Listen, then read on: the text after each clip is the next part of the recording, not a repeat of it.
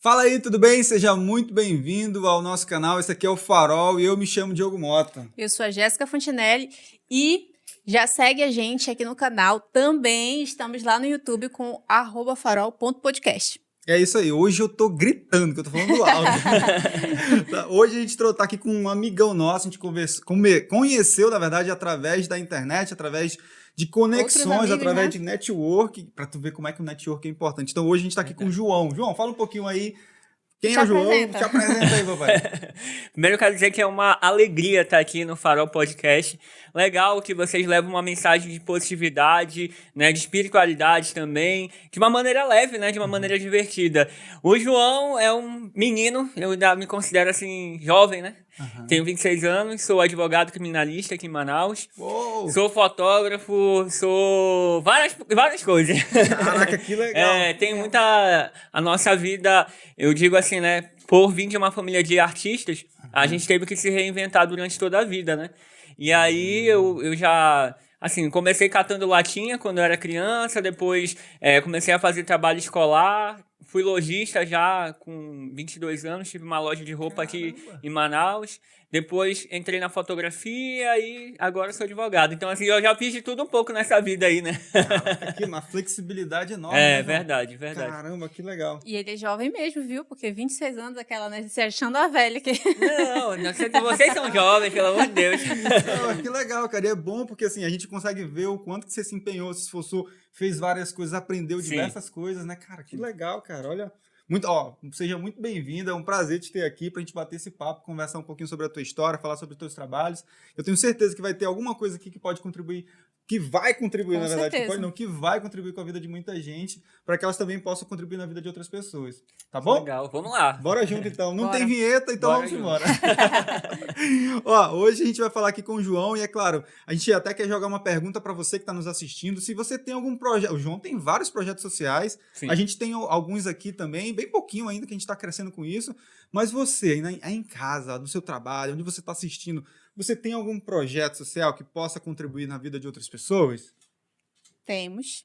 Ele olhou pra mim, Eu olhei a pra pergunta ela. foi pra mim. Deu uma cutucada aqui, né? Cara, essa é uma parada muito interessante do seu projeto social, porque as pessoas sempre falam assim, quando eu tiver condições, quando eu tiver a renda ideal, aí eu começo. Só que a gente percebeu o seguinte, se a gente não começasse no pequeno, no grande é que a gente não ia mesmo fazer. E a gente começou pequenininho, não é um projeto que a gente criou, a gente já estava andando, né? E nós pegamos o bonde indo, mas aconteceu, A gente adotou né? ali, né? Aconteceu, e aí flui a entrega da sopa. Às vezes também nós entramos junto com o Instituto Guerreiros do Norte, que ajuda crianças com câncer. Então, assim, onde chama a gente vê que tem um propósito, que tem algo assim maior por trás, a gente procura ajudar da maneira que a gente pode. Às vezes não é nem com dinheiro, mas às vezes é com uma divulgação, é fazendo um link entre as pessoas, né, um network, e assim vai. Caramba. Ó, João, só pra gente entrar aqui no contexto, a gente vai falar um pouquinho sobre projetos sociais, mas assim, conta pra gente um pouquinho da tua história, com mais detalhes agora, da onde vem o João, de qual a cidade que tu nasceu, da onde vem teus pais, sabe? Fala pra gente um pouquinho tudo isso. Então, eu sou daqui de Manaus mesmo, nasci aqui, né? Tenho, igual que eu te falei, tenho 26 anos, sou filho de retirantes do interior. A minha história já começa assim um pouco interessante, porque meus pais... A minha mãe era cortadora de castanha no interior, ela é do Iranduba, e o meu pai era picolezeiro, lá em Parintins. Então, assim, ele já vem de uma história de trabalho muito forte, né? E aí eles se conectam aqui em Manaus. O meu pai veio morar com a minha avó pra cá, né? Já tinha um pouco mais, eu acho que ele já tinha uns 15 anos.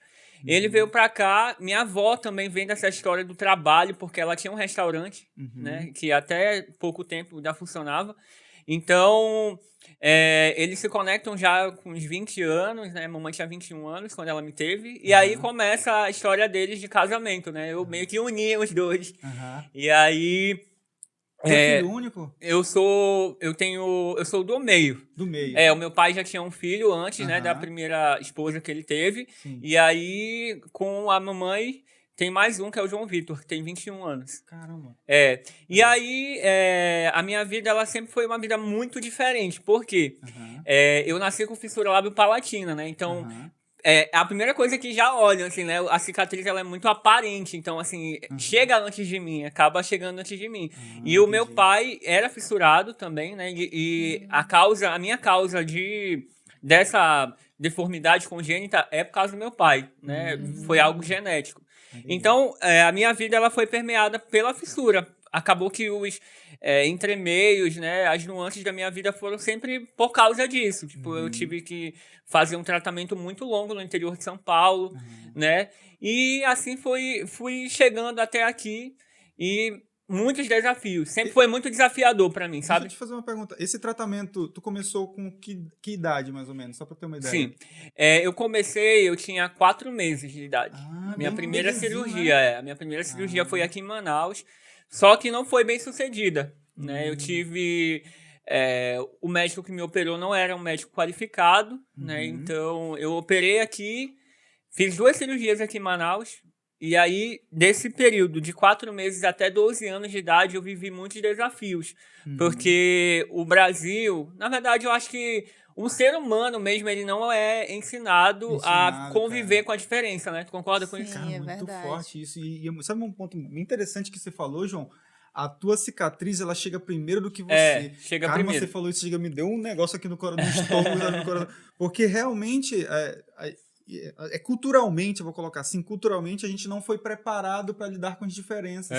E hoje, inclusive, a gente até conversa com nossos filhos quando a gente vê uma pessoa diferente, porque a gente tem uma filha de 4 anos, vai fazer 5. Que pergunta, que quer saber, né? Por que não é, por que tem isso, por que é, né? Então, eu também falo muito isso, Diogo, que vocês que são pais, eu ainda não sou pai, mas se Deus um dia permitir, fazem parte de uma mudança cultural que a gente quer ver, né? Sim. Porque os filhos de vocês vão daqui a pouco serem adultos e vocês atuam nessa formação de entender que não é culpa da pessoa, né? Ser deficiente, enfim. Então, eu vejo muito por esse lado e o quanto, graças a Deus, eu percebo que hoje, por se falar mais, por ter mais pessoas na televisão, por exemplo, que têm deficiência, a gente consegue discutir e debater mais o assunto, sabe? Cara, muito legal, cara, você tocar nesse ponto, porque realmente é algo que a gente precisa conversar dentro de casa, né?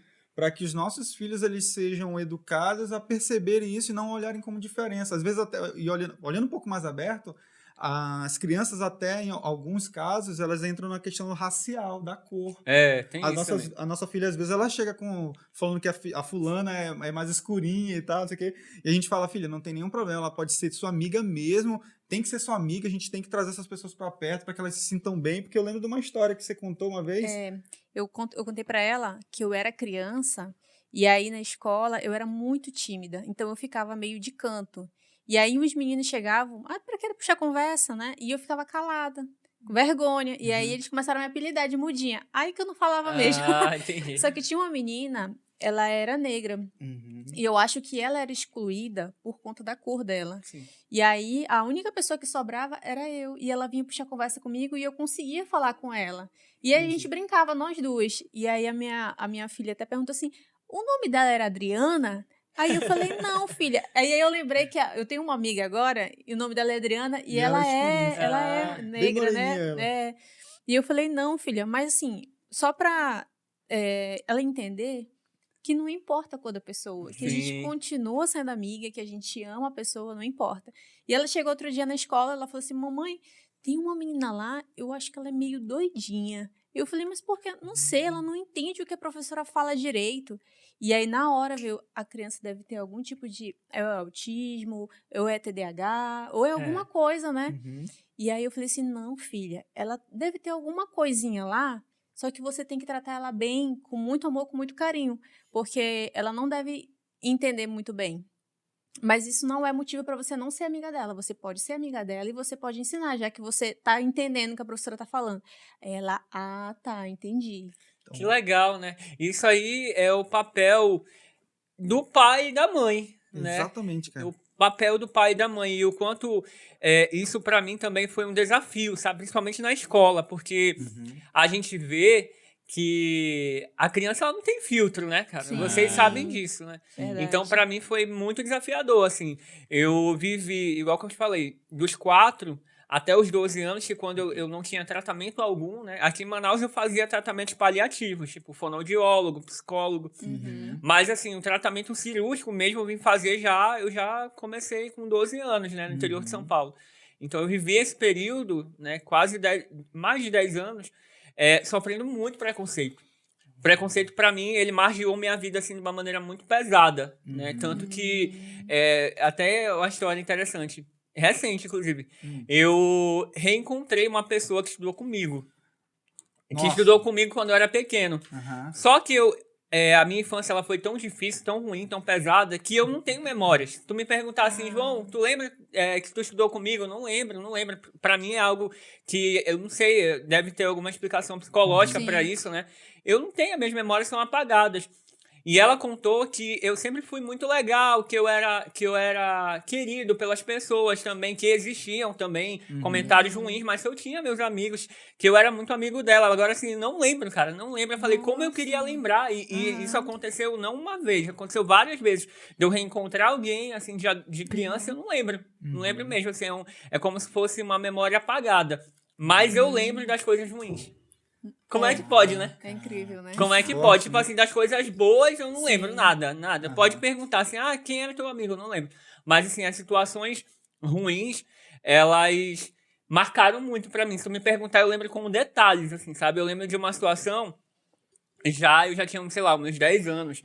E uma senhora montou um café da manhã aqui em Manaus, pra quem for de fora, aqui tem uma tradição que é muito nossa, que é os cafés da manhã, né? Que de rua, né? Em São Paulo tu não vê isso, lá em Bauru, onde eu morava. É uma tendinha, a pessoa chega com uma bancadinha e coloca o café da manhã, né? Tem isso aí. Então, lá na minha rua teve uma mulher que montou um café da manhã lá, né? E aí, se mudou pra lá e tudo mais, e ela tinha um filho que era mais ou menos da minha idade. Eu devia ter meus 10 anos por ali. Daí, começou algo muito pesado. Por quê? Eu sempre fui, apesar de tudo que eu passei, eu sempre fui muito independente, né? Meus pais falavam, vai comprar um negócio ali, vai não sei aonde vai. Eu andava de ônibus desde muito novo e tal. Então, eu fui comprar o pão uma vez, né, na rua da minha casa.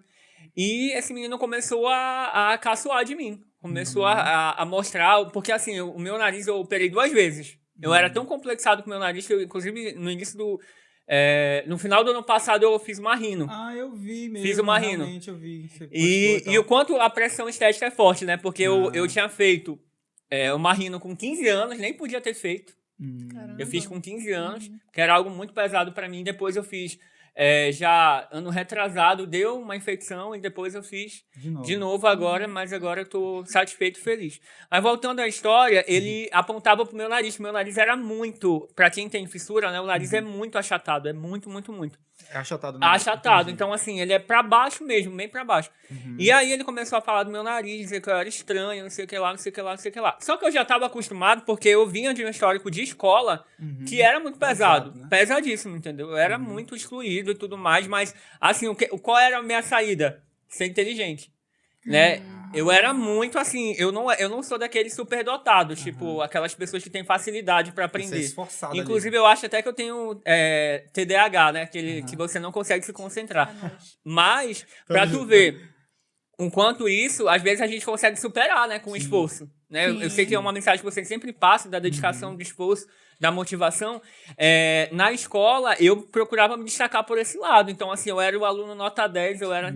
Só que na vida, né, fora da escola, eu não tinha... outro mundo ali, né? Então, ele chegou num nível tão pesado que eu ia pros locais e o menino começava a me perseguir de bicicleta. Tu acredita nisso?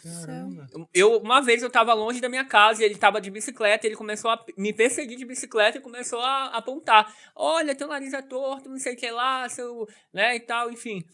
Então, chegou nesse nível pesado, eu peguei e fui conversar com a mãe dele. Eu, pequenininho,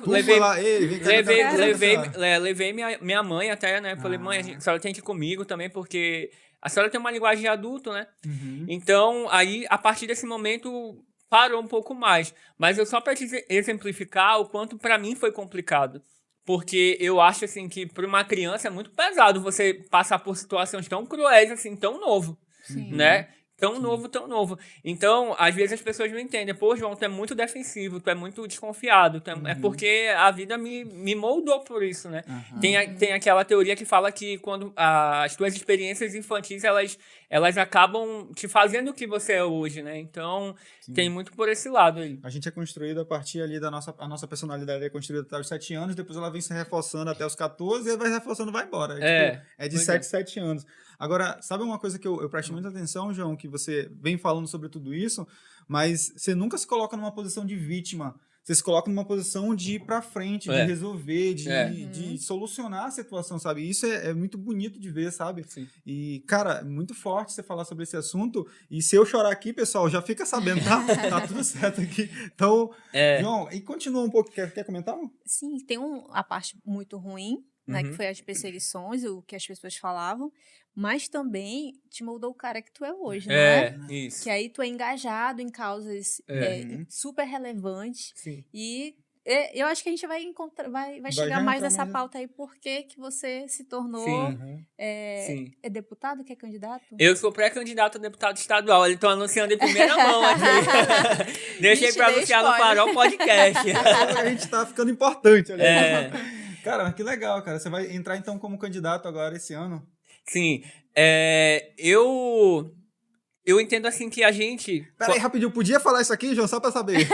Eu ia falar um pouco mais na frente, mas não tem problema não, a gente fala. Eu entendo que toda essa minha história de vida, que já é uma história muito forte, né?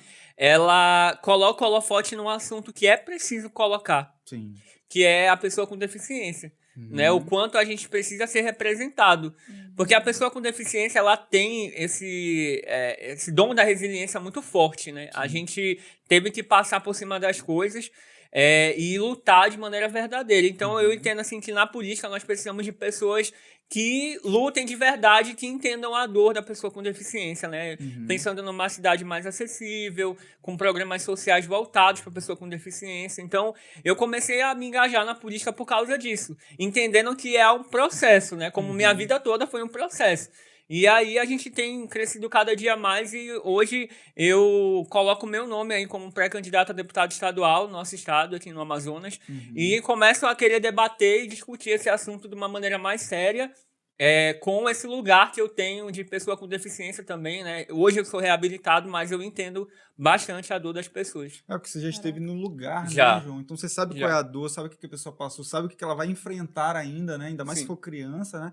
Então você sabe tudo isso e você entende a dor da pessoa, né, cara? Verdade. E quando a gente entende a dor da pessoa, realmente, de fato, a gente vai na fonte ali, né? Na veia, né? E falando disso que tu citou, que eu nunca me coloquei numa posição de vítima, pra mim era difícil. Porque eu vou te falar, até um certo ponto, inclusive quem me conhece de muito tempo fala que eu sou muito chorão. Né? As lembranças que tinham de mim é porque tu chorava muito, e realmente porque a dor margeava meu coração, né? Imagina, tu receber palavras assim, pesadíssimas, tu criança, né? Não entender por que tu não é incluído nas rodas dos amigos e tudo mais, né? Eu sempre fui muito diferente, muito, muito diferente daquilo que a gente é acostumado, inclusive isso é papel da televisão, porque a televisão coloca o quê? A loura, ele coloca o branco, né? Do olho azul. Do olho azul, bonitão, fortão. Então, assim, eu vim ver alguém na televisão já com fissura lábio-palatina em 2008. Eu já era adolescente, né? Eu sou de 95. E aí, o quão é importante a gente... Por isso que eu te falo, por que eu quero colocar... Por que eu quero vir como deputado estadual? Porque eu quero colocar o holofote nesse assunto. O quanto é especial, vou te contar uma. Eu fui no hospital ano passado participar do mutirão de cirurgias. Fui acompanhar lá, tirar foto, conversar com os pacientes. Cara, quando as crianças me viam, elas... Olha o olho das crianças, assim, brilhando. Porque esperança, elas né, entendem, olha como ele tá, olha como ele ficou, entendeu? Porque eles estavam passando por aquilo que eu passei, o processo cirúrgico, de correção e tudo mais. Então, assim, pra mim é muito especial colocar o holofote no assunto. Que às vezes você não vai resolver o problema, Diogo. Às vezes tem um problema, né? Por exemplo, aqui em Manaus hoje a gente não tem um hospital para fissura, síndromes raras da face. Mas a gente colocando a gente colocando o holofote no assunto é algo muito especial, porque a gente dá a oportunidade para as pessoas entenderem o que é fissura, o que é deficiência, entendeu? O que é deformidade. Porque quando eu era criança não tinha ninguém discutindo isso. Eu ia ficar muito feliz de ter, né? Ia ser muito especial, né? E é muito legal esse tópico, João. Até porque hoje a gente tem uma amiga, que o nome dela é Tayana. Beijo, Tayana. Se estiver vendo aí, ó, fica com Deus, hein? Tamo junto, bora junto. Ela trabalha com crianças que têm a questão retinoblastoma. Retinoblastoma. Não, Aqui em Manaus não tem tratamento para retinoblastoma. Olhei. E aí o instituto nasceu porque a filha dela foi diagnosticada com... Eu não sei se de início foi retinoblastoma, mas ela tem vários desafios, né? Vou colocar assim. Mas é uma guerreira. Ela tá... os médicos falaram que ela não ia viver muito. Hoje ela completou 15 anos. 15 anos, mais ou menos. E para ver como uma história de dor trouxe esperança para a vida de outras crianças, de outras famílias, né? Legal, né? Porque nós que somos pais, só de imaginar o meu filho doente, meus filhos doentes, já é de partir o coração. E sem condições de cuidar da criança. E ainda mais quando não tem condições. E tem crianças que vêm do interior do estado, João. E aí elas ficam localizadas aqui em Manaus, que já criaram uma casa aqui. Ela fez um esforço enorme com a parceria de algumas pessoas. Criou uma casa aqui para que essas crianças fossem levadas. Olha, tu viu que eu diminui o tom da voz aqui? Eu dei uma melhorada, né? Elas são levadas para São Paulo para que elas possam fazer um tratamento melhor lá, porque aqui ainda não é tão adequado, não tá tão justo, mas ela luta muito por essa causa. E quando a gente vê você falando sobre isso, a gente percebe o quanto que isso é importante, porque é associado a esse tipo de situação em que as crianças não têm uma abordagem ou um cuidado tão grande, e aí você entra com todo esse suporte, colocando holofote, pegando apoio de outras pessoas, inclusive do Estado, para que possa fortalecer essa causa que é muito importante na vida das crianças. Né? E a gente sabe o quanto é difícil na hora de conseguir apoio, sabe? Porque a gente escuta muito isso. Quando vocês forem entregar sopa, me chama. Aí a gente chama. Quem disse que vai? Não vai, amigo. Às vezes, assim, a pessoa até entrega dinheiro, faz a doação, faz o Pix, só que na hora de meter a mão na massa, aí é complicado. A gente não vê quase ninguém, sabe? Pra estar ali na trincheira, lá na frente e tal. Porque é cansativo. Dá trabalho, a gente gasta uma energia muito grande. E você deve gastar trabalho. Dá trabalho também você acompanhar, você ir, você questionar, você perguntar, você pedir apoio. Sim. Dá trabalho, não? Dá trabalho. Eu vou te contar uma. Quando eu era... Tu até me emocionou, porque eu lembrei de uma história... Eu lembrei da história da minha mãe, né? Nossa. Porque, assim... o quanto as mães são fortes. Essa força que eu tenho vem da minha mãe, né? Porque a mãe, ela é capaz de tudo, né, Jéssica? A mãe é capaz de tudo por um filho, né? Pra ver o filho bem, né? E eu quero conhecer um pouco mais da história da sua amiga também, esse trabalho que deve ser muito bonito, porque eu, quando era criança, a mamãe, ela sempre acreditou em mim, sabe? Ela, assim, nós sempre fomos muito pobres, assim, financeiramente a gente sempre fomos muito pobres. E quando eu era mais novo, mais ainda. Então, quando eu comecei a querer um tratamento, que era que eu te falei, né, que dos 4 meses até os 12 anos, eu não tive tratamento. Só que eu sempre tive a esperança no meu coração. E a esperança que move, né, os nossos sonhos, e a gente procura correr atrás dos nossos sonhos movidos por esse combustível que está dentro do nosso coração, porque Deus já colocou dentro da gente, né? Deus já dotou a gente dessa esperança, né? Tá dentro de nós. Então, eu ia para as consultas, né? Igual que eu te falei, eu sempre tive consulta com fonoaudiólogo, com um psicólogo aqui em Manaus. E aí, quando eu ia, eu lembro essa memória, né? Que vem. Eu encontrei uma criança. E aí ela falou bem assim para mim... Na conversa que nós estávamos tendo ali, que é muito comum, né? Os pais trocam experiência com os pais que estão ali em tratamento e tal. Aí ele dizia, não, porque eu andei de helicóptero, eu cheguei em Bauru de helicóptero e tal. Bauru era onde é o hospital, né? Que trata os fissurados aqui no Brasil hoje. E aí a gente foi e tal, foi muito legal, eu fiz minha cirurgia e tudo mais. E aí eu olhava assim, eu murchava, sabe, dentro de mim. Porque, tu imagina, nós éramos muito pobres. E eu já tinha consciência que eu não tinha condição financeira de ir pro interior de São Paulo, né? E aí já começa um outro capítulo da minha história que pra mim foi... Eu só acredito assim que foi Deus que colocou a mão, sabe? Porque depois que esse menino falou isso, eu comecei a pesquisar. Eu já era de internet naquela época. Eu já era antenado. Eu já sabia que existia Bauru. Eu participava do Orkut. Quem é dessa época aí do Orkut? Escreve aqui pra gente. Quem é dessa época? Olha, já vou revelar a idade aí, né? Revelei no início. Mas enfim, eu entrei numa comunidade do Orkut, Centrinho Bauru USP. E lá eles diziam, olha, tem que fazer isso, tem que fazer aquilo, tem que fazer aquilo.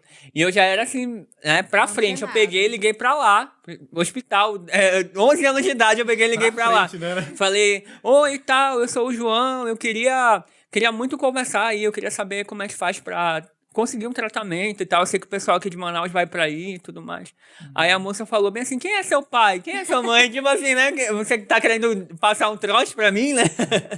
E aí eu passei pra mamãe. Eu falei, mãe, fala aí e tal, fala aí, isso aqui. E a mamãe também sempre pra frente, assim, né? Acreditando em mim. Porque eu entendo que, às vezes, os nossos pais, o conhecimento deles vai até aqui, né? E aí eu sabia que ela queria me ver bem, só que ela não tinha conhecimento o suficiente para conseguir um tratamento para mim, né? E aí eu fiz essa parte já de tentar articular, eu já era meio assim, né, articuladinho. E aí a mamãe falou com eles, olha, eu vou te mandar uma carta, eles falaram, né, o pessoal do hospital, a gente vai te mandar uma carta, e a partir dessa carta você vai correr atrás de 5 laudos de médicos diferentes pra dizer que você precisa, né? E aí, tinha que mandar um monte de foto, tinha que não sei o que lá, não sei o que lá. 5 médicos? 5 médicos, 5 médicos. Na época era assim. Só mandar uma foto pra, né? Não, e aí era isso. E aí a gente começou essa peregrinação aqui em Manaus. Fomos no clínico geral, fomos no cirurgião plástico, no dentista, no ortodontista, no fonoaudiólogo. E assim, eu com fé, eu falei, vai dar certo, a gente vai conseguir esse negócio. Eu pequenininho já com aquela esperança no coração, né? Já tava fervoroso. E aí chegou no último laudo. Eu até me emociono quando eu falo disso, porque é uma pessoa muito especial pra mim, né? E às vezes a gente vê também, Diogo, que o dinheiro, às vezes a gente foi criado para as pessoas falam bem assim, porque o rico é ruim, né? O rico é corrupto, o rico não presta e tal. E eu conheci uma pessoa muito rica, tinha muito, muito dinheiro, e ela era ortodontista por amor mesmo. E ela me atendeu por amor. E aí, era o último laudo que tinha que conseguir, que era da ortodontista. Ela não cobrou. E ela falou bem assim, olha, lá em Bauru tu vai fazer assim, assim, assim. Tu vai num lugar tal, num lugar tal. Ela me deu todos os caminhos das pedras. Sabe? E é uma pessoa que mora no meu coração até hoje, assim. Onde eu encontro, eu falo que ela é minha madrinha, que eu devo tudo a ela. E ela veio pra provar isso, que no meu caminho iam aparecer anjos, entendeu? E a partir daí a gente conseguiu, né, o laudo. E aí eu fui pela primeira vez pro Bauru. E aí eu tava com essa memória do helicóptero, né? Aí eu consegui a passagem. E aí eu falei, pô, a gente vai andar de helicóptero, mãe, não sei o que lá e tal. Aí a gente chegou e era um avião menor, né? Não era um helicóptero, mas era um avião menor. Era um teco-teco. Aí a gente chegamos em Bauru. Pegamos uma turbulência muito forte, mas chegamos lá. Chegaram vivos. Nunca tinha viajado de avião. Primeira vez, igual que eu te falei, a gente era muito humilde, né? E aí, de lá pra cá, foi quase 15 anos de tratamento, né? Eu ia pra Bauru pelo menos 2 vezes ao ano. E aí eu fiz lá um tratamento longo, né? E olha que incrível. Na primeira vez que eu fui, nós não tínhamos dinheiro nem pra pensão, nem pra ficar no local. E aí Deus foi tão fiel na minha vida, assim, eu acredito que eu cumpro um propósito dele, né? Porque acredito que Deus queria que eu realmente me reabilitasse, falasse, olha, vai acontecer até o final, porque no final você vai ter um propósito ainda maior de impactar mais vidas. E aí eu fiquei na casa de irmãs, de freiras. Um tio meu daqui de Manaus conseguiu falar com uma pessoa de lá, e eu fiquei morando num convento, eu e a mamãe, né, durante um bom tempo lá em Bauru. E assim, foi um período muito especial. Eu vivia lá e cá, né? Aí eu tive que começar a administrar meu tempo, porque às vezes eu passava 45 dias sem ir pra aula. Então eu voltava pra cá e aí tinha que fazer prova todo correndo. E as pessoas não entendiam por que eu demorava tanto a ir pra aula, né? Graças a Deus, todos os lugares que eu estudei compreenderam, né? Eu cheguei a fazer recuperação em alguns locais, mas assim, eu pude ver a mão de Deus, sabe? Porque até lá, quem conhece, né, quem é de fora, sabe que o povo do Amazonas é muito mais acolhedor do que o povo de São Paulo, por exemplo. Eles já são um pouco mais fechados pelo próprio estilo de cultura deles, né? E até hoje eu tenho amigos de lá, tu acredita? Caramba, que amigos legal, que eu fiz, assim, pela internet e me conectei com eles, aí eu já tenho quase 15 anos de amizade com eles. Nossa. Até hoje eu falo com eles, o Edson, Juninho, o Vinícius aí. Manda um abraço. Até hoje são grandes amigos meus que eu terminava de operar, a gente fica num estado muito frágil, né? Eu ficava lá na maca e tal, e aí eles davam suporte pra gente, iam buscar a gente no hospital. Então, assim, todos os locais que eu passei lá em Bauru, eu sentia o quanto eu era abençoado, sabe? Nunca faltou nada. E a partir daí, eu fiz meu tratamento lá até os 22 anos, né? Quando eu peguei a alta, né? Fiz tudo lá, cirurgia no queixo, no ouvido, que eu descobri uma infecção pesada também durante todo esse período. Aí eu tenho surdez unilateral, né? E foi um presente de Deus mesmo, sabe? Aquilo ali me fez entender que qualquer coisa eu era capaz. Porque uma criança que tinha 12 anos já corria atrás de tudo, conseguia uma passagem, lugar pra ficar. E a mamãe diz, né, que ela me acha muito forte. Eu nem me acho tão forte assim. Mas ela entende, né? E a nossa conexão é muito forte por causa disso, né? O que tu acha disso aí, Jéssica? Tu que é mãe, a conexão é muito forte mesmo com o filho? É verdade. A gente se coloca assim. Eu falo que quando o meu primeiro filho nasceu, o Gustavo, eu virei uma leoa. Porque eu falei assim, cara, eu vou lutar por essa criança até o fim. Quando eu escutei a primeira vez o coração dele batendo, foi assim, eu fiquei no estado de êxtase mesmo, sabe? Uma alegria sem tamanho. E todas as vezes que acontece alguma coisa com eles ficam doentes, mexeram com eles, aí eu falo assim, você não vai querer mexer com a minha família. Num tom bem ameaçador. Mas é isso aí. E cheguei a emocionar mesmo a tua história, né? Com a tua mãe e tal, tudo. Quando você coloca ela, assim, num lugar de honra, é muito bonito de se ver. Sim. E aí, quando tu fala também, cara, eu vejo também muita força. E eu vejo também que o quanto isso te construiu, sabe? Eu tava lembrando de uma história que é uma passagem bíblica, que os discípulos perguntam para Jesus assim, por que aquele homem é cego? Ele nasceu assim ou foi por causa dos pecados? Não, ele ficou assim por causa dos pecados dele. Legal isso. Ou por causa dos pecados dos pais dele. E aí, ele falou assim, nem de um nem de outro. Ele nasceu assim, ficou dessa maneira para que o nome de Deus fosse glorificado através da vida dele. Amém. E eu acho muito bonito, eu acho muito, muito, muito interessante como é que Deus age na nossa vida, né? E eu tenho certeza, João, assim, não é uma profetada, tá? Não é uma profetada. Mas é porque, assim, a gente já te acompanha há algum tempo, desde o dia que a gente se conheceu ali no café, e eu vejo você muito engajado com as causas. E eu tinha preconceito com a questão do político, né? Do político, exatamente. Só que eu falei assim, cara, a gente precisa desses tipos de pessoas exatamente dentro do ambiente político, do ambiente político, para poder realmente representar ali, porque vocês têm um propósito, você tem um propósito, você sabe disso, você tem clareza hoje do que você passou, né? Então é isso que a gente está precisando, não é da pessoa que chega lá do nada e decide se tornar político só porque tem um dinheiro ali, rola uma grana, né? Porque quebrou a empresa e falou assim, eu acho que eu vou virar político. E vai, e fala, caraca, e a pessoa, como é muito conhecida, às vezes ela de fato acaba ganhando lá, enfim, qualquer que seja a posição dela, e aí ela começa a entrar na engrenagem dos políticos, sabe? Que não são todos, mas que a maioria deles a gente percebe, eles entram numa engrenagem ali, depois que entra nessa engrenagem fica difícil de sair. Então quando você fala, e é importante isso que a Jéssica falou de reforçar, esse posicionamento que a gente precisa ter em várias áreas da vida, seja no esporte, seja na política, dentro da igreja de fato, porque dentro da igreja também existe uma treta muito louca, né? Mas esse posicionamento é importante para que o nome de Deus de fato seja glorificado. Então, inclusive até para reforçar, você falou assim, cara, depois que eu fiz esse processo todo, eu entendi que eu tinha mais um propósito. Então, assim, não era só os desafios que você estava enfrentando. Depois que terminou esse desafio, agora que vai começar a brincadeira. Porque tem um desafio que você vai ajudar um monte de criança, um monte de jovem que passou por aquele processo que você passou. Você já enxerga tudo isso, não enxerga, João? Enxergo. Eu passei a ver esse propósito de Deus, Jéssica. Aos 12 anos eu entrei para a Renovação Carismática. E aí é um braço pentecostal dentro da Igreja Católica, né? É muito forte. E eu passei a ver o quanto Deus me fortaleceu. sabe? Aquela história que eu contei no início, do menino que fazia bullying comigo e tudo mais, Deus me ajudou a superar, porque eu precisava liberar o perdão. Eu era uma pessoa muito rancorosa, entendeu? A partir daí eu comecei a ver as graças de Deus agir na minha vida.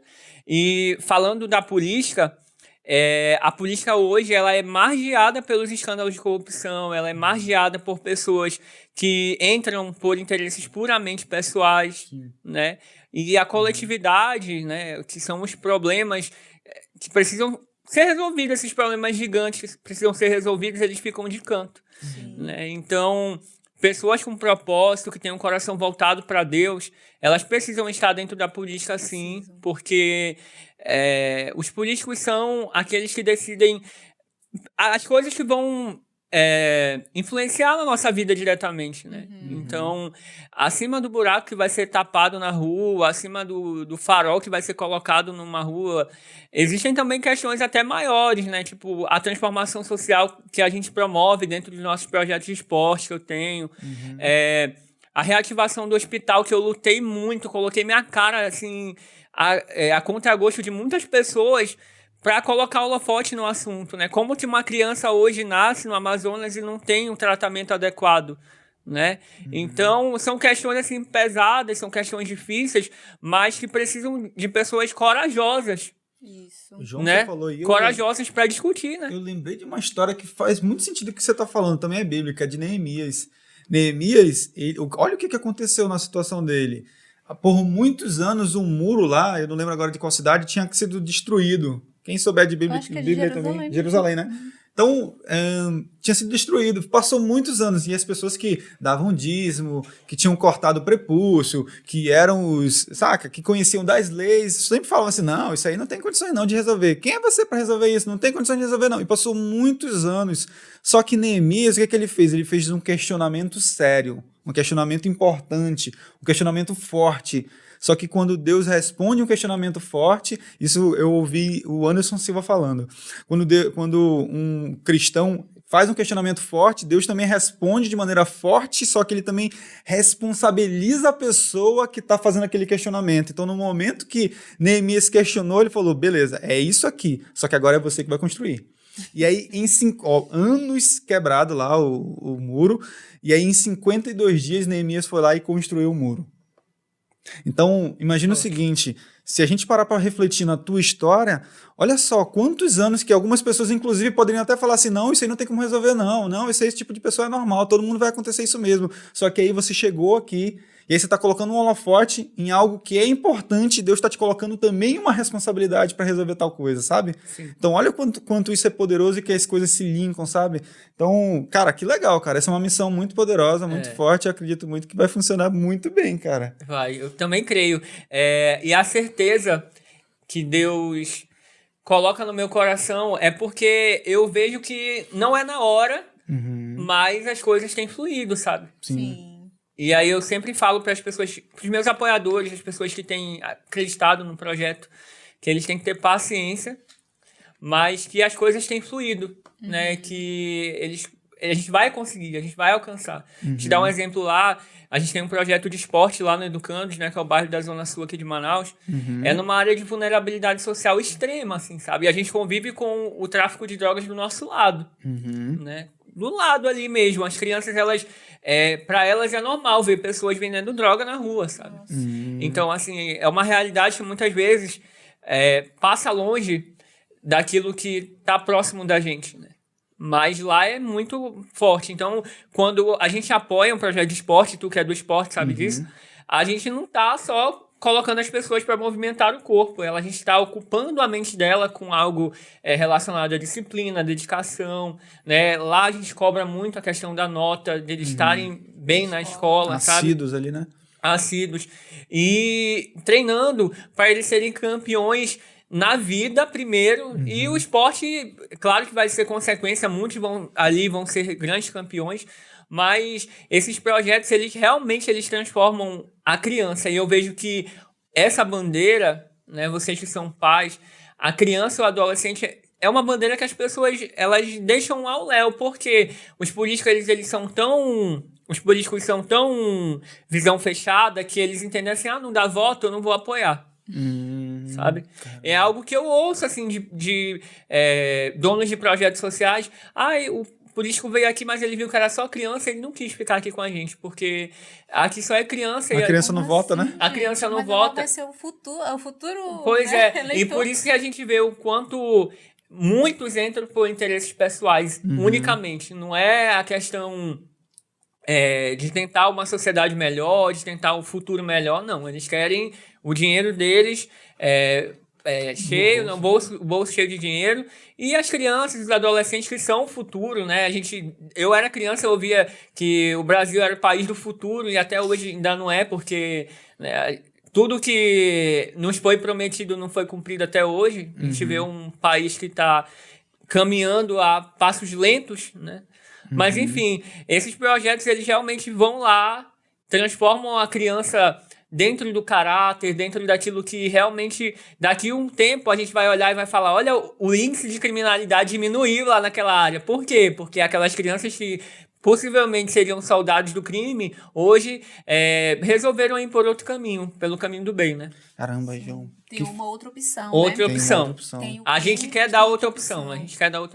Não ter somente aquela opção do crime, né? Na verdade, se elas enxergarem uma outra opção do esporte. Porque assim, se a gente colocar um projeto social de crianças e de esporte, etc., uma criança vai se destacar lá porque existe um talento, né, para ser lapidado. Então eu conheço muitos atletas aí de jiu-jitsu que daqui de Manaus, inclusive, que os caras são excelentes campeões, sabe? Cara, eu conheço um que ele já foi treinar na nossa casa, que eu tenho um tatamezinho que a galera treina lá, né? Então eu conheço um, o nome dele é Diogo. Diogão, um abraço pra vocês, se você estiver assistindo, hein, papai? O cara é sinistro aqui de Manaus, já lutou no mundo inteiro, sabe? E ele tem uma parceria agora com um projeto lá dos Estados Unidos. Então, olha só, o cara daqui de Manaus começou na academia onde eu treino e depois ele foi para uma outra academia e aí cresceu e era um grande talento. Então, pode muito bem desenvolver um talento dentro do projeto que vocês estão montando. Agora, João, tu trabalha sozinho? Uma equipe? É só tu e um fotógrafo? Como é que é o esquema? Conta pra gente. Então, hoje, eu comecei esse propósito de tentar entrar na política, né? E se Deus quiser, ele abençoar, a gente vai entrar. Eu comecei em setembro de... Quando foi a última eleição? Acho que foi 2019. É porque esse negócio de pandemia eu fiquei bugado de tempo. Às vezes eu penso que já é 3 anos para trás, 4 anos para trás eu esqueço. Mas enfim, na última eleição municipal. Na última eleição municipal, acho que foi 2020. Eu comecei um pouco antes de começar a campanha da eleição de 2020. Só que estava muito em cima, né? Eu queria em agosto, mas a eleição já era em outubro e novembro, na verdade, foi adiada. E aí eu falei, não dá tempo. Eu quero me preparar. A minha vida, eu tive que aprender que as coisas não são no meu tempo. Caramba, é verdade. Por tudo que eu te contei, aí sabe que... Olha o tempo que eu passei, olha, né? Dos 4 meses aos 12 anos, eu queria muito fazer um tratamento, não deu certo, mas eu tinha esperança. Então, com essa mesma esperança que eu tinha, eu não consegui vir como candidato a vereador em 2020. E eu falei, não, vou me preparar para vir como vereador em 2024. E aí eu chamei alguns amigos que já caminhavam ao meu lado, né? E os amigos, quanto é importante na Bíblia, fala, né, que os amigos alguns são mais chegados que irmãos. E eu tenho amigos, assim, fiéis, né? E aí eu chamei 4 pro meu lado.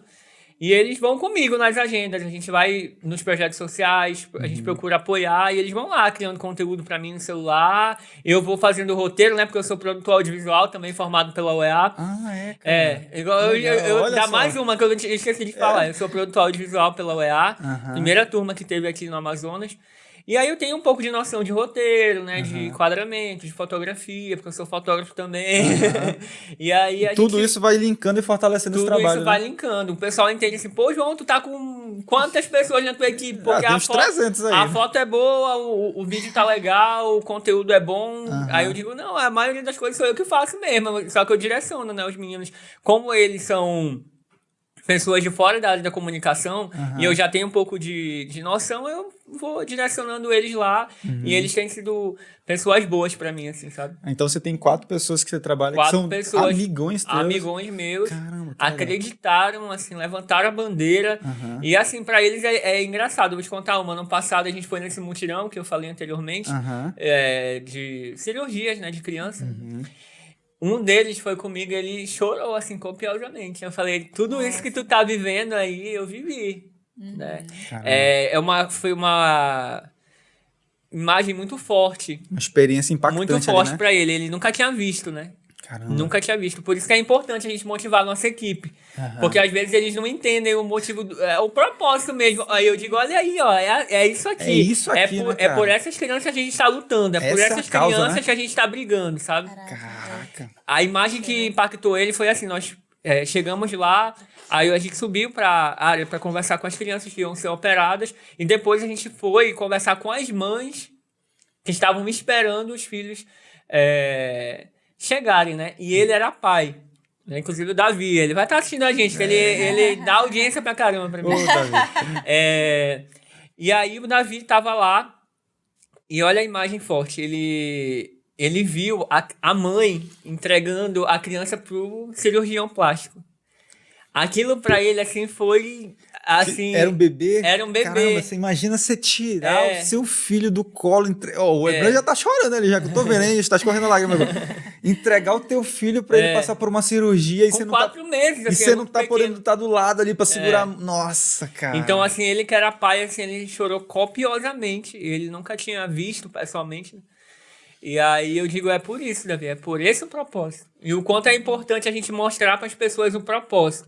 Às vezes, a classe política é tão rejeitada, mas porque não falta comunicação até mesmo. Sim. Né? Eles têm as bandeiras deles, mas não comunicam da maneira correta. E eu procuro falar mesmo, semanalmente, nas visitas que eu faço, eu digo, olha, aqui é a criança que eu tô lutando pela cirurgia dela e tudo mais. E ontem eu tava na casa de uma mãe, né, de uma criança, que foi operada graças à luta que nós tivemos na reativação do hospital. Né? E aí a criança sorrindo completamente, ela não conseguia sorrir. E ela sorrindo, assim, sabe? Nossa, aí é muito especial. Eu entendo, assim, motiva... As pessoas passam a entender, quem é de fora passa a entender. Sim. E às vezes eu tô num local, semana retrasada eu fui num churrasco, eu gosto muito de comer churrasco aqui em Manaus. É porque fora o pessoal tem costume de lanchar. Aqui em Manaus, pelo menos eu gosto de comer comida de noite. Então, eu sempre tô pelos churrasquinhos da vida, o pessoal vai me achar por aí. E aí tem um lá no Japim, que eu sempre costumo ir lá. Eu cheguei, o cara falou bem assim, vou votar em você. Já chegou logo falando assim, aí eu falei, calma. Vamos devagar. Aí ele falou... Mas legal ver isso, né? Ele falou, vou votar em você, você luta pelas crianças, você é uma pessoa correta, ética e tudo mais. Eu falei, obrigado de coração. Eu aceito o seu apoio, né? Que bom que acompanha meu trabalho. É muito especial, assim, às vezes eu nem imagino, a internet ela tem um poder de alcance, tão grande, né? de alcance, que às vezes, eu conheço o trabalho dele, eu já ouvi falar dele, pra mim é o que é muito legal, né? É Sim, muito a gente especial. pode usar muito a internet, né? Sabe uma coisa que eu acho que é muito importante reforçar? Você tem a causa, e a causa é o porquê. E o porquê é o propósito. E sabe uma coisa que a gente conversa muito, eu e a Jéssica?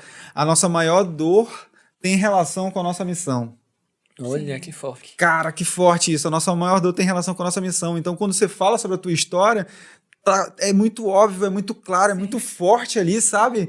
Eu e a Jéssica, a gente fala muito sobre famílias, porque a nossa maior dor tem relação com famílias. A minha família, por exemplo, foi destruída quando eu tinha mais ou menos uns 11, 13 anos ali, sabe? E não foi assim, beleza, dá a mão aqui, a mão rapidinho. Não foi assim, beleza, a gente terminou. Não, foi pancadaria, porrada, quebra de carro, foi uma doideira. E falou, nossa senhora. Então, e a da Jéssica passou por um processo bem legal, assim, bem parecido também. Então, a gente se uniu nesse propósito que é relacionado a fortalecer famílias. Quando você fala sobre propósito, chega o coração se enche aqui de fogo, de amor, porque realmente é muito bonito, cara. Eu vinha no Uber e aí eu falei assim, cara, eu vou perguntar dele, por que a política? Nem precisei. Olha aí. Porque já tá muito claro, assim, Né? já tá muito claro pra mim o porquê que você faz isso, né? Sim. E quando você fala do seu amigo, uma coisa... Todo mundo sabe que existe pobreza, que existe infinitas doenças, deficiências, enfim, né? Mas quando você tá lá, cara a cara, é diferente. É diferente demais. Porque tu sente na pele. A gente faz a entrega de sopa e aí... E parece simples, tá? E é uma coisa... teoricamente era simples, né? A gente gasta uma energia porque é cansativo ficar ali, sabe? Trabalho social cansa não muito. Não é nem a gente que prepara a sopa, né? Olha, É uma... É a mãe de um amigo nosso. Que a gente chama ela de tia, né? E aí, tia Neuma, beijo, tia Neuma. E às vezes ela vai junto ainda. Ela vai junto, e a gente tem todo o cuidado de entregar no copo, de não queimar a mão da pessoa, de não sei o quê. Os nossos recursos ainda são escassos. Só que lá a pessoa fala assim, cara, eu tô aqui desde manhã, ainda não comi nada, essa vai ser minha primeira refeição. E a gente fala assim, olha, você pode repetir o quanto você quiser, e a pessoa vai mesmo, repete umas 10 vezes se for possível.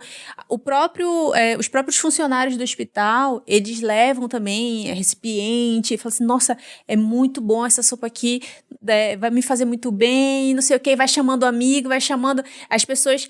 Eu posso levar pra minha amiga que tá lá dentro, que não pode sair? Pode levar quantas você puder, sabe? E, cara, quando a gente volta exausto, morto de cansado, cara, um dever cumprido, graças a Deus, glória a Deus que ele deu, assim, possibilidade da gente fazer o que a gente tá fazendo, né? Sim. Da última vez, a gente não conseguiu entregar toda a sopa no hospital. E aí a gente lembrou que a gente tinha passado ali debaixo do viaduto do Boulevard e tinha umas pessoas lá. Estão morando lá, inclusive.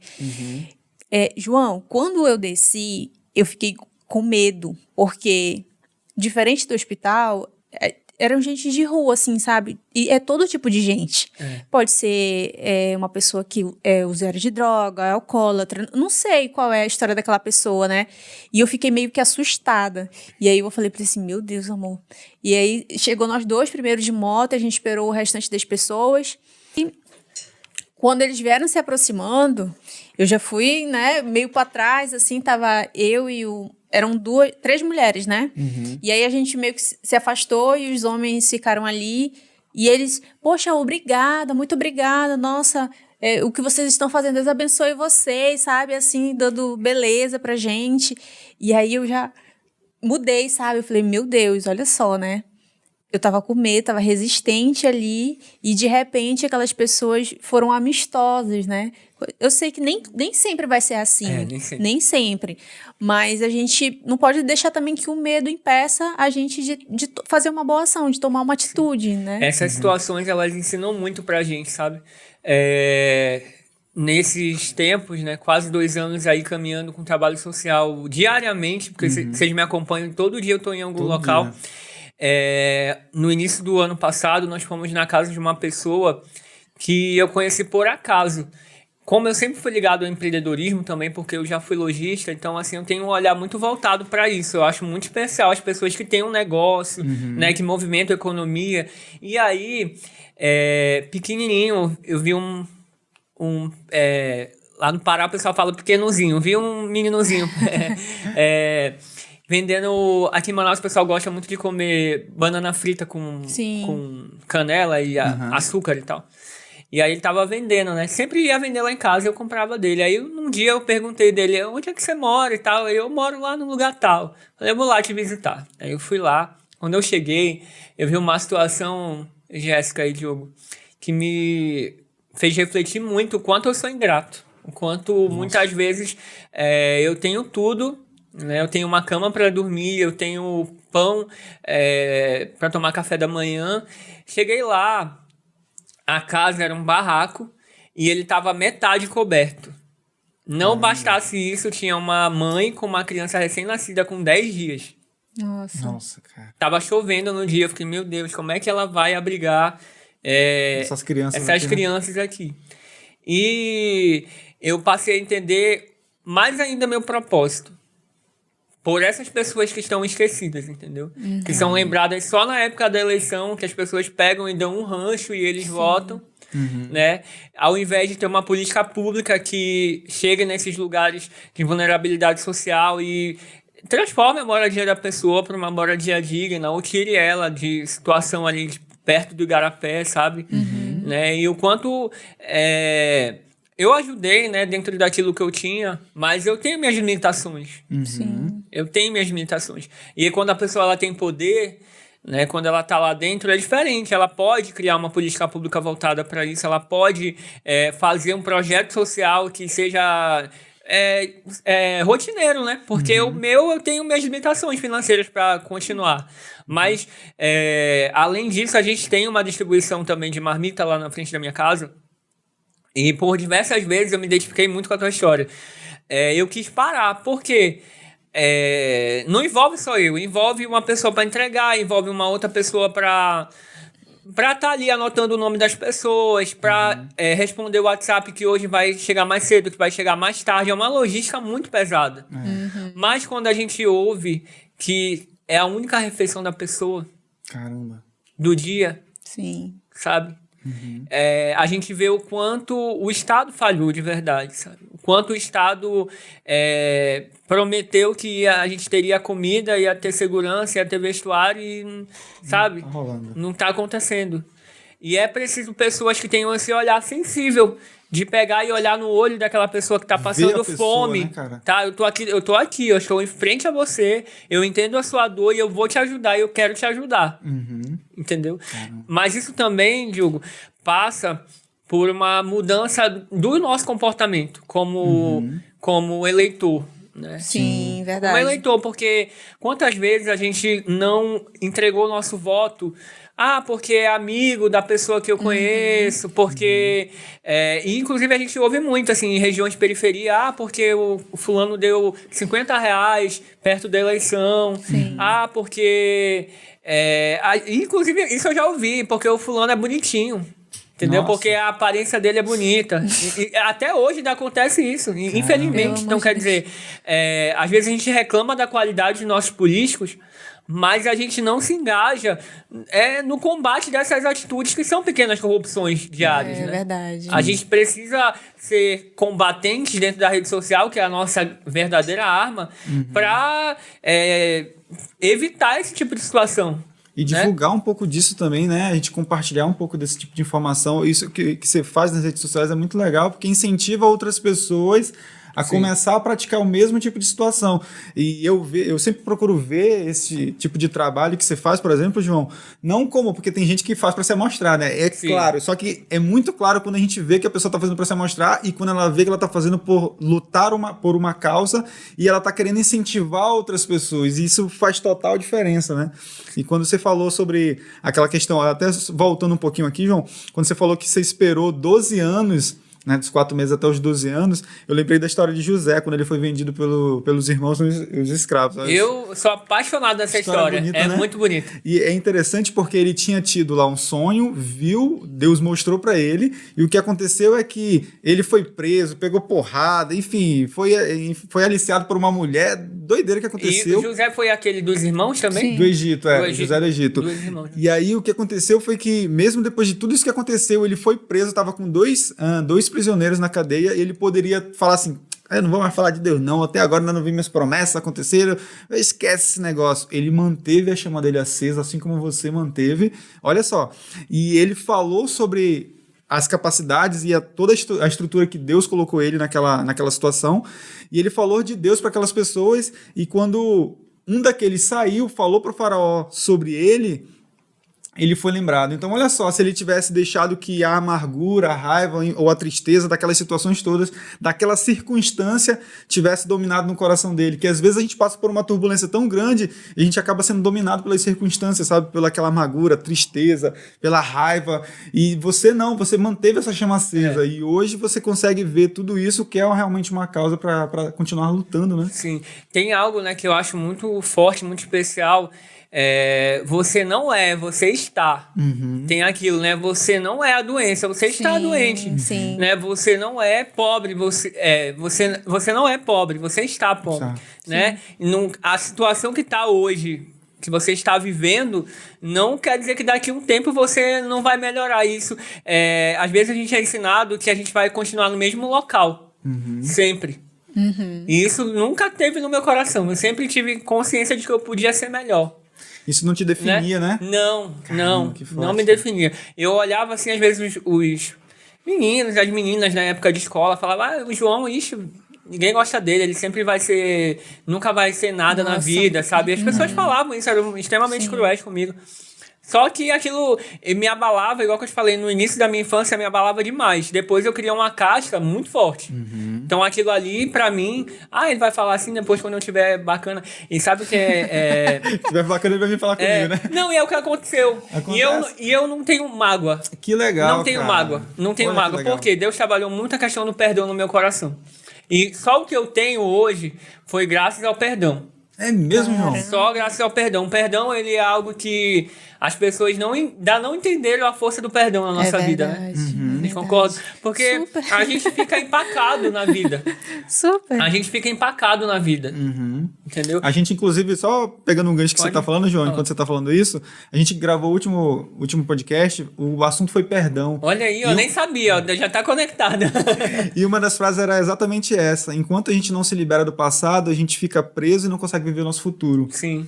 E o perdão fez muito parte da tua vida, então, né? Muito parte. Igual que eu te falei, quando eu era mais novo, eu sofria muito bullying, muito mesmo. Era algo tão cruel que pra mim era só aquilo que eu vivia dentro da escola.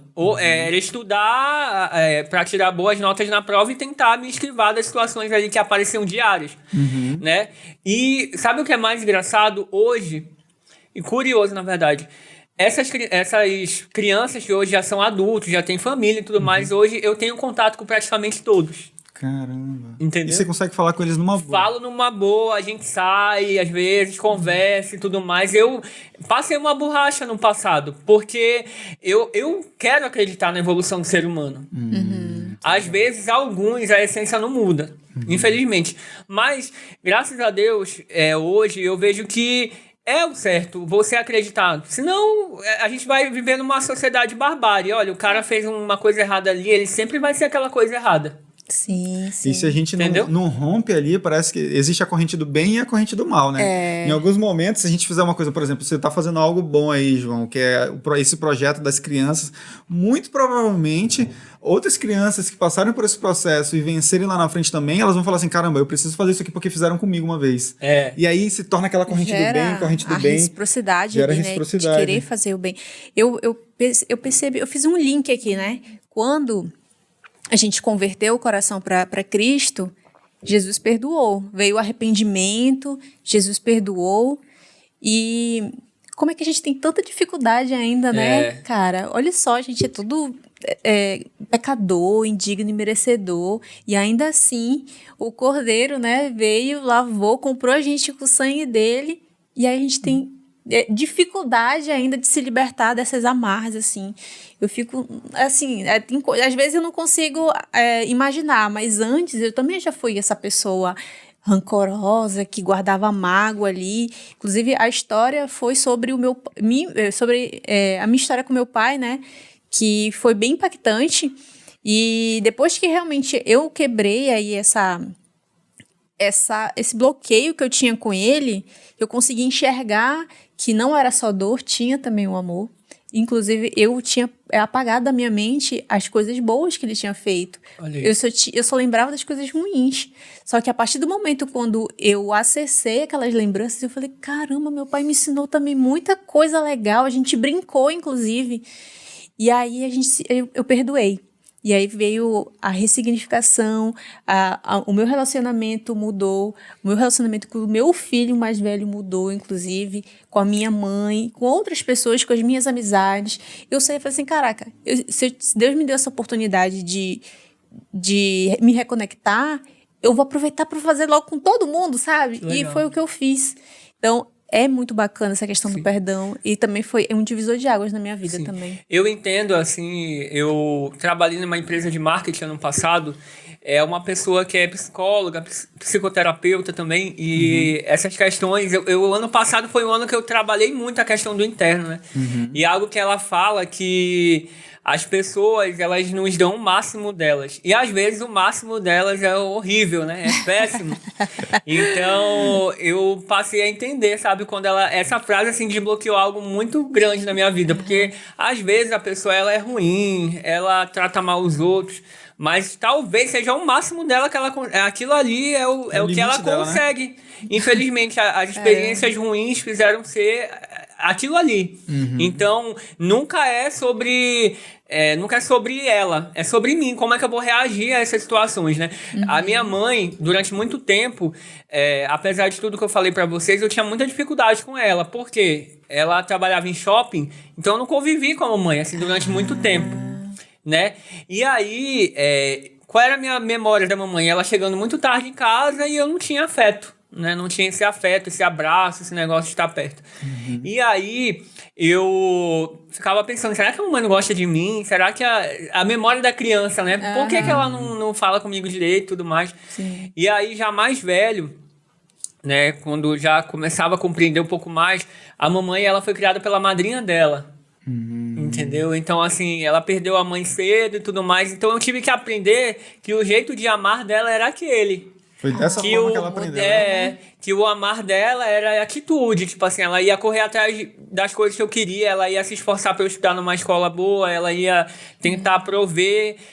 Se fosse preciso, ela ia passar o dia todo fora de casa, mas ela não ia deixar faltar comida em casa, assim como meu pai também. Então, passa por um nossos olhos de tentar enxergar, né, além, porque às vezes a gente fica, não me ama, nem me abraça, não quer estar perto de mim e tudo mais, mas cada um tem um jeito de amar, né, e vocês devem entender mais do que ninguém sobre isso. E é muito legal você falar sobre isso, porque realmente a gente cria uma visão mais ampliada, né? Quando a gente olha assim, olha como é que a minha mãe foi criada, olha o que aconteceu com ela. Sim, eu tive que compreender, senão eu ia ficar nessa, né, tipo, eu não tenho esse negócio de afeto, e eu olhava os outros assim, a pessoa super próxima da mãe e tal, eu nunca fui, né? Então, tive que aprender, não, ela não teve esse afeto, né? Então, como é que eu vou cobrar? Assim como meu pai também teve uma relação difícil com a minha avó. Por que ele é tão brabo assim? Eu tinha outra pessoa que eu tinha relação difícil, meu pai. Ele sempre foi de chegar quebrando tudo, né? Assim, modo de falar. Ele chegava já falando mais alto e tudo mais. E aí eu não entendia. Mas a minha avó é desse jeito. Então, a gente é aquilo que eu gosto de falar. A partir de nós, a mudança acontece. É verdade. Né? Vocês que são pais mais do que ninguém. Vocês vão criar filhos que vão ser preparados para acolher a diferença, para serem um pouco mais mansos e humildes de coração, como está na Bíblia, né? Trabalhando isso, porque nós somos seres humanos, a gente sente a ira, a gente sente a raiva, mas também quando a gente tem Deus no coração, a gente mostra que a gente é diferente nesses momentos, né? Caramba, isso é muito forte. E você falou sobre isso, sabe o que eu lembrei? Por exemplo, quando eu fui... Eu tinha uma treta com a minha mãe, quando você falou, eu já me identifiquei logo, tá, João? Eu tinha uma treta com a minha mãe e quando eu fui conversar com ela, eu fazia terapia e tal, e aí a pessoa falou assim, cara, vai lá conversar com a tua mãe e pergunta dela sobre a história dela. E eu falei, mas pra que eu vou conversar sobre isso e tal, não sei o quê? Ela tem que me pedir perdão, não sei o quê. Cheguei lá pra conversar com ela como se ela tinha que me pedir perdão. Não, minha mãe tem que me pedir perdão, mãe, beijo. E aí, cara, quando eu cheguei lá e eu perguntei dela a história dela, ela começou a me falar, meu amigo, a história dela é muito forte. Muito forte, muito pesada, e foi tão constrangedor, foi tão impactante pra mim que eu pedi perdão pra ela, mano. Eu cheguei lá todo pomposo, ela vai me pedir perdão hoje, cara. Quando ela começou a falar, eu não me aguentei, eu comecei a chorar, me derreti todo, e aí pedi perdão pra ela, chorei, abracei, disse que ia amar, toquei o terror lá com ela, sabe? Porque realmente quando a gente amplia a visão e vê o que o outro passou, a gente consegue se colocar no lugar, a gente consegue perdoar, a gente consegue liberar o perdão e aí se destravar do passado para poder viver o futuro, né? Não? A gente tem essa mania, né, de jogar a luz em cima da outra pessoa e a gente vê tudo de ruim e a gente tem as virtudes também. Só que quando é para rebater, jogar essa luz, esse espelho para dentro, e aí a gente, eu não preciso pedir perdão, eu sou perfeita, eu sou ótima, eu sou a que tem a razão sempre, né? O santão. E é verdade? Sou santão. Mas quando a gente cria consciência da nossa história, da história do outro, de como é que as coisas acontecem, aí nós temos também a responsabilidade de romper com isso e fazer diferente nas próximas gerações. Isso que eu acho legal, isso é muito especial. Isso é muito forte, Sim, não? então, os nossos filhos, eu olho hoje e eu falo assim, que crianças corajosas eu tenho, sabe? Como filhos. Né? Tomara que eu não vá chorar, meu Deus. Eles são muito corajosos, né? Eu lembro que no velório do meu pai, em todo momento, eles estavam lá. Estavam acalentando, estavam abraçando, estavam distribuindo amor, sabe, para a família. Legal, né? E às vezes, quando eu estava bem, quando eu me recuperava, né, quando eu parava de chorar, eu olhava, tava um acalentando, assim, a avó, a tia, ou pegando uma água, pegando um lenço, sabe? Tava todo o tempo ali. E no caminho que a gente tava indo, no carro, eu falei assim, podia, cara, a gente tem uma família muito forte. Eu vi o quanto que a gente construiu uma família realmente forte. E não é forte só de estar ali apoiando. Cara, é forte de amor, sabe? De ternura. Eles são valentes, eles não estavam com medo. Eles estavam ali. Inclusive, antes da gente se preparar, a Lara falou bem assim, eles não tiveram muito contato com meu pai. E aí a Lara falou assim, mãe, tu ama teu pai, né? Eu falei assim, amo, minha filha. Você não ama seu pai? Ela falou, eu amo muito meu pai. Olha. E aí eu falei assim, pois é. Ela falou assim, eu não gosto do teu pai. Eu falei, não tem problema, filha. Mas eu tô contigo. Eu falei, é isso que eu preciso. Só que você esteja comigo. Não precisa de mais nada. Que lindo, né? Toda história para mim é importante hoje. Então, ouvir a tua história hoje aqui é de encher o coração de esperança, de alegria, de ver que ainda existe pessoas engajadas, que se interessam realmente. E eu quebrei aqui, rompi essa questão do meu preconceito com a política. E dizer que eles só são assim porque vocês são assim também, né? Eu ouvi algo muito especial semana passada dessa pessoa que eu reencontrei, que eu falei no início da conversa, pelo Instagram. Ela dizia que eu sou uma pessoa boa e ela dizia pra mim que ela tinha certeza que eu seria alguém forte, influente, que eu ia fazer a diferença.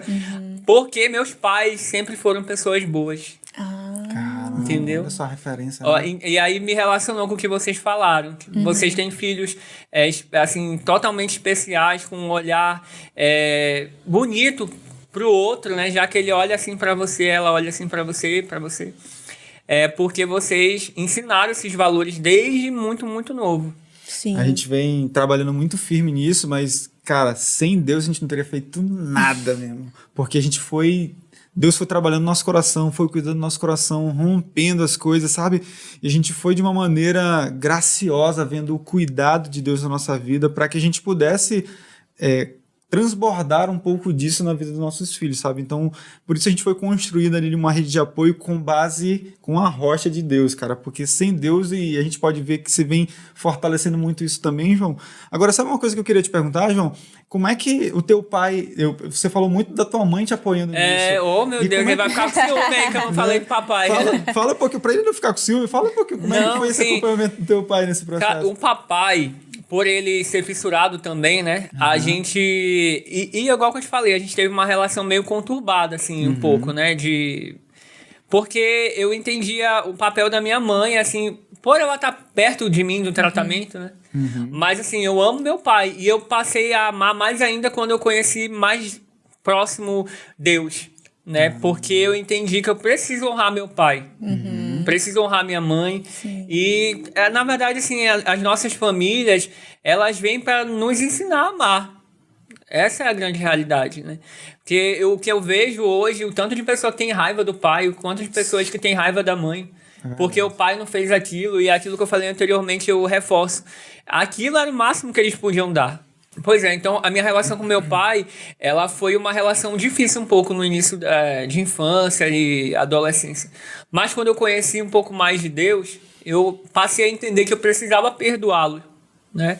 E a partir daí eu passei a admirar mais ainda. Porque meu pai é artista. Então, como é que eu fazia? Qual era o meu estilo de amar? Eu acompanhava ele nos shows, né? Meu pai é baterista, então, assim, eu ia com ele, carregava a bolsa, e estava ali perto das coxias dos teatros, dos bares e tudo mais. Então, eu tive essa proximidade muito forte. E hoje eu tenho uma relação muito boa com meu pai, assim, sabe? Eu tenho orgulho do que ele é. Ele, beijo, João Paulo. Tem o mesmo nome que ele, então as pessoas também relacionam muito a aparência, que é muito semelhante. Então, assim, eu tenho totalmente orgulho hoje dele, sabe? Por ele ser uma pessoa que venceu o preconceito, meu pai ainda não é reabilitado. Ah, é? Ele tem uma história assim, ele foi pra Bauru comigo, né? Eu consegui pra ele ir também logo 2 anos depois. Só que como ele já tem uma idade mais avançada, o tratamento não ia funcionar pra ele. Ah, ainda tem isso. Ainda tem isso. E aí ele não teve oportunidade de reabilitar. Então, papai, ele sofre preconceito diariamente. Ainda assim, porque assim, a voz é a primeira coisa que é o nosso mecanismo, né, de comunicação com as pessoas. A voz dele ainda é hiperanasalada, então ele tem essa dificuldade. Mas se tu for ver o papai dentro do meio, mas se tu for ver dentro do meio musical, o papai é muito respeitado. Como baterista, assim. Aí um dia desse até postei uma foto e uma pessoa que eu conheço, é publicitário, inclusive, falou bem assim, o teu pai é uma referência dentro da área musical, né? Então, imagina, ele, pra mim, realmente ele é um herói, porque ele venceu, o lado do preconceito ficou aqui e ele foi subindo dentro da carreira musical, né? Ele é baterista e leva a Amazônia para o mundo, teve a oportunidade de ir para Paris, foi para Ilha da Reunião, que é uma ilha que fica na África. Então, assim, é um cara que realmente eu tenho orgulho, de verdade. E essa relação, ela só vem, graças a Deus, melhorando a cada dia. Caramba, meu coração se encheu aqui, que quase que eu choro. Segurei firme, resisti bravamente aqui. Vou te falar que o Diogo, ele é um pai, assim, que, cara, pra mim é um exemplo, uma referência de pai. Respira, eu tô até olhando aqui o negócio que é pra desviar aqui o foco, senão se eu falo muito também, eu quero logo chorar. Cara, João, é muito forte você falando sobre a questão dos pais, realmente, porque a gente precisa dar honra pra quem tem honra, Sim, sabe? Claro. É claro que a gente precisa dar toda a honra e glória pra Deus, mas a gente precisa, isso é bíblico também, honrar os pais, né? Honrar pai e mãe. Então, cara, olha só como é importante a gente falar isso. E quando você fala sobre isso, eu busco reforçar isso com meus pais, passar um tempinho ali com eles. E hoje a gente tá falando muito de resgate, né? Tá percebendo isso? Eu lembrei de uma coisa, do estilo de amar, né? Os meus pais, eles foram ausentes, mas não era porque eles queriam ser ausentes. Porque meu pai, ele tocava em banda de forró, então ele viajava muito. Direto, né? Viajava na época que o forró era o auge aqui em Manaus, em 2000, 2003. Meu pai viajou todos os interiores, viajou o interior do Pará também, então assim, eu não o via. Então, essa minha referência, talvez, de distância, era por isso, porque eu não estava perto deles. Mas porque eu, como criança, não compreendia, mas eles estavam querendo prover o alimento na minha casa, para que não faltasse. Graças a Deus, eu não cheguei a passar fome. Nós éramos bem pobres, mas assim, a comida tinha, sabe? Caramba. Né? Ó, fui muito forte isso, até porque eu me identifico muito com essa situação dos pais trabalharem fora, sempre darem o máximo deles para sustentar. Em compensação, existe uma ausência da pessoa, que é coisa que a criança quer ter, né? Quer ter. E tem até uma frase que eu não sei de onde que eu vi, mas eu fiz uma adaptação de que às vezes a criança ela pode até não lembrar daquilo que você vai falar, ela pode não lembrar de um lugar que você estava com ela, mas ela vai lembrar que você estava com ela, cara. Olha, que especial. Nossa, cara... E tu procura viver isso, né? Eu vejo que vocês levam os filhos de vocês pra passear bastante, pra ter experiência raiz mesmo, né? Isso é muito bom. A gente já levou eles naquela... Lá por Aquequara, lá como é que é? Puraquequara não. Paricatuba, ruína de Paricatuba, prainha e tudo mais, porque realmente pra eles terem um contato aqui com a nossa região. Porque realmente, inclusive eu, não tinha esse tipo de...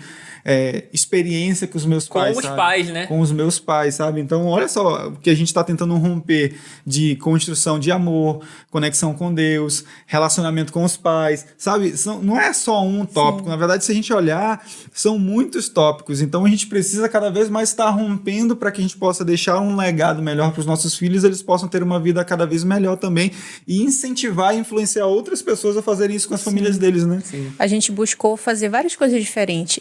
Eu também não tinha muito... a minha mãe sempre esteve comigo. Na verdade, quem me criou foi a minha avó paterna. Sim. E a gente nunca teve... abraça, beija, esse carinho, esse toque físico. Então, hoje, pra mim, eu ainda tenho que trabalhar novo, isso. Né? Eu preciso trabalhar. O Diogo, ele é mais toque físico, me abraça, me beija, me cheira. E aí, às vezes, eu não sei receber. Eu fico... E eu tenho que trabalhar isso em mim até hoje. Já a nossa filha, a mais novinha... Ela é diferente. Ela tá todo tempo querendo beijar, todo tempo querendo abraçar. A gente não pode sair pra comprar pão, que ela quer se despedir, ela quer beijo, ela quer abraço. Aí às vezes, ai meu Deus, Laura, a gente vai bem aqui. Não, mas tem que abraçar, tem que abraçar. Então eles vêm também pra ensinar muita coisa pra gente. Eu falo que, pra eles, inclusive, olha, eu aprendo muito com vocês. Sendo a mãe de vocês, vocês me ensinam muito. Porque o Gustavo, ele ele tem cada pergunta, sabe, que, como o Diogo diz, é atravessadora. Umas perguntas que eu fico, meu Deus do céu, eu tenho que responder isso mesmo. Não, e a Lara veio com uma pergunta, até para contextualizar, a Lara veio com uma pergunta um dia desse, que foi assim, pai, por que o prato fica sujo? Não, ela perguntou, a comida é suja? A comida é suja? Por quê? Porque o prato fica sujo. Aí eu, caramba, que pergunta inteligente. É verdade. Aí eu pensei e falei assim, filha, na verdade é o seguinte, o prato fica sujo da comida, não significa que a comida é suja. Aí eu acho que eu fui bem nessa resposta. Tá certo. Mas, João, a gente tá chegando na reta final aqui, mas Sim. eu queria que tu falasse um pouquinho de uma maneira mais aberta, assim, os projetos que tu tem, como que as pessoas podem te encontrar na rede social antes da gente entrar no recado final, que vai ser bem legal, que é surpresa aqui que você vai falar. Tá bom. Fala um pouquinho sobre teus projetos, como é que as pessoas podem te encontrar, o que pode rolar. Então, primeiro eu quero reforçar o quanto é especial estar aqui. Vocês são pessoas que levam uma mensagem tão incrível, né, num mundo que a gente é bombardeado por notícias ruins. Falar de família, falar sobre paz, falar sobre perdão, é muito necessário. Nunca vai ficar velho isso. Nunca vai ficar velho. Nunca vai ficar velho, porque às vezes a gente pensa, porque tá falando... todo mundo tá falando sobre esse negócio de positividade, sobre espiritualidade agora, sobre Deus, virou moda fazer podcast sobre essas coisas. Mas não é, o quanto as pessoas precisam da nossa mensagem. A gente precisa ser luz e sal nesse mundo, não é? Claro. E... Enfim, falando sobre o meu projeto social, eu tenho um projeto social lá no Educandos, na Zona Sul de Manaus, que fica localizado numa antiga delegacia de entorpecentes. Olha só. Olha que interessante. Caramba. Tipo, lá era um local de morte, hoje é um local de vida. Caramba, que forte. É um local, assim, onde várias pessoas foram presas, torturadas, mas hoje as pessoas têm uma nova chance de viver. Que legal, Caramba, né? Que legal, cara. E aí são 70 crianças de região lá de vulnerabilidade social. Eu atuo como apoiador lá, a gente procura fazer uma merendinha lá, reformamos a área do tatame e a gente vai crescendo a cada dia mais. Fora isso, eu sou embaixador da Smile Train, que é uma ONG que custeia as cirurgias para criança com fisura lábio-palatina, né? Eu recebi esse título ano passado, foi uma honra, fui até São Paulo, conversei com os diretores de marketing da Smile Train e eles olharam e falaram, você é o rosto da Smile no Amazonas, leve essa bandeira como a sua vida, e é o que eu tenho feito, né? Todos os dias eu falo sobre o assunto, o meu Instagram é muito voltado para isso, falando sobre criança, falando sobre pessoa com deficiência. Então é uma bandeira que está introjetada no meu coração, assim, eu levo com todo o amor e todo o carinho. E para quem quiser me seguir na rede social, é @LiraJoão lá no Instagram, o meu Facebook é João Lira, pode buscar lá e sintam-se à vontade para interagir comigo lá, a gente está pronto e aberto para responder todas as dúvidas e sugestões também que tenham para fazer. Show de bola. Ó, vou colocar na descrição aqui tudo isso que o João falou sobre as parcerias, sobre as conexões dos projetos. Eu vou colocar na descrição, depois ele vai falar com mais detalhe. E, João, vou fazer a última pergunta que é do recado final. Quer fazer mais uma pergunta? Quer tocar o terror logo, né? Não, faça aí, depois eu dou. Então, João, a ideia é só assim, entrega um recado que você pode falar para as crianças, para os jovens, para as pessoas. Por exemplo, quando você veio aqui, só para ter uma ideia, eu também tinha um pouquinho de bloqueio contra a política e a Jéssica falando isso reforça realmente a nossa visão com política e vendo você fazer algo tão sério, tão importante, algo com uma causa tão poderosa. Fala assim um pouquinho sobre qual seria o recado para que as pessoas pudessem levar isso para as vidas delas, sabe? Sim. Política, ela tá presente em tudo. Tudo que você imaginar. Essa rua aqui, ela foi asfaltada porque possivelmente foi alguma emenda parlamentar que chegou até aqui e fez com que essa rua fosse asfaltada. Dentro do saneamento básico, que a gente vê que a nossa cidade não tem esgoto, dentro dos projetos sociais que precisam ser apoiados, das crianças que estão abandonadas, né, nos bairros de periferia, nós precisamos colocar pessoas sérias na política. Independente do que as pessoas acreditam ou não acreditam, o voto é uma arma. Pode ser super clichê isso. Uma arma porque, às vezes, nós escolhemos representantes que optam pela morte. Optam pela morte a partir do momento que desviam um dinheiro que seria para a saúde e colocam em luxos. A partir do momento que a gente deixa de olhar para as pessoas da periferia que às vezes não tem o que comer, a gente pensa que não, mas tem muita gente passando fome. Sim. Então, o recado que eu deixo é que as pessoas escolham bem os representantes esse ano. Esse ano a gente vota para deputado estadual, federal, senador, governador e presidente. Essas pessoas vão decidir pela gente daqui pelos 4 anos. Então, a gente tem a oportunidade de optar pela renovação, né? Eu coloco meu nome como um pré-candidato a deputado estadual, vindo com a bandeira da juventude, da pessoa com deficiência, da criança e do adolescente, que são bandeiras literalmente abandonadas, que as pessoas não querem saber. Porque não diz respeito a elas, porque elas não entendem a dor, porque elas não têm a capacidade de olhar no olho e sentir o que aquela criança que está não reabilitada ali sente. E que esse ano nós possamos ter consciência de que a nossa decisão vai influenciar não só na nossa vida, mas na vida de todos que estão ao redor. Então, vote consciente e vote em pessoas qualificadas. É isso. Uou! Nossa. E aí já dá umas coisas. Se tivesse um número aqui, ó, já... Dá pra fazer um voto. Foi do coração, eu nem estava preparado para essa. Dá pra perceber que você nasceu realmente para isso. Saiu daqui hoje com mais uma chaminha de esperança acesa, assim, sabe? De saber que existem pessoas do bem, com propósito, que estão cheios, assim, realmente do Espírito Santo, que estão ali para lutar por uma causa muito importante. Eu quero te agradecer, João, por topar assim, o nosso convite, e foi em cima da hora.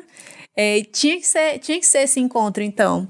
Então, já está convidado para voltar mais vezes aqui para a gente... dá para discutir aqui várias pautas. Você viu que a gente falou sobre política, sobre criança, sobre família, sobre tantas coisas legais. Então, a gente pode dar ênfase a algumas outras dessas, né? Então, já fica aberto o próximo convite. Estaria aqui, com certeza. Ó, pessoal, espero que você tenha assistido até agora, até aqui no final, que você tenha aproveitado cada palavrinha aqui, que eu tenho certeza que vai tocar seu coração, que você vai poder contribuir não só com a sua vida, mas pensar no coletivo, para que você possa contribuir na vida de outras pessoas. Ó, fique com Deus e até a próxima. Bora junto. Bora junto. Bora junto.